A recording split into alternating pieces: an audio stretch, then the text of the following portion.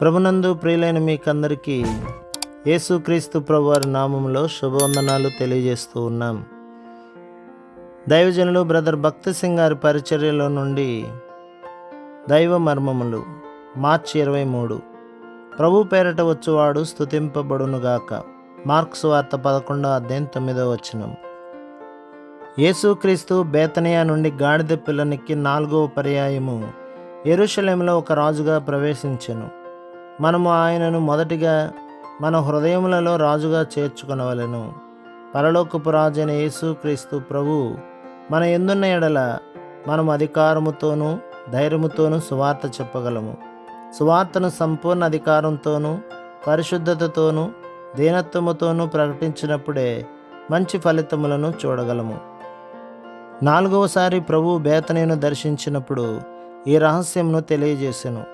పట్టణమంతయు ఎంత సంతోషముతో నిండి ఉండినో మార్కు సువార్త 11:8 చూడగలము. ఈ సంతోషం బేతనీయ నుండి ప్రారంభమై యెరూషలేము పట్టణమంతయు వ్యాపించెను. యెరూషలేముతో పోల్చి చూచినచో బేతనీయ చాలా చిన్న గ్రామం.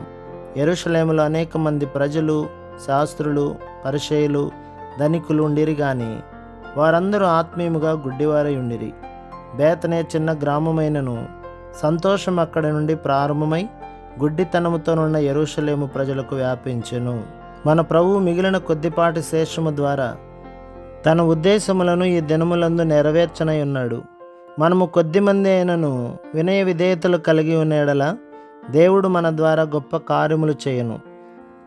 గాడిద పిల్లను తెమ్మని ఆజ్ఞాపించిన వెంటనే శిష్యులు విధేయత చూపి తీసుకొని వచ్చిరి. మార్కు సువార్త 11:5. కనుక ప్రభువు నీ యొద్ద నుండి దేనినైతే కోరునో దానిని నీవు సంతోషముగాను ఇష్టపూర్వకముగాను వెంటనే ఇమ్ము. అప్పుడు నీవు జయ జీవితమునకు, సంతోషకరమైన గృహమునకు మరియు జీవము గల సంఘమునకు కావలసిన ప్రభువు శక్తి యొక్క రహస్యమును కనుగొందువు. ప్రభు మిమ్మును, మీ కుటుంబమును, మీ సంఘమును దీవించి ఆశీర్వదించునుగాక. ఆమేన్.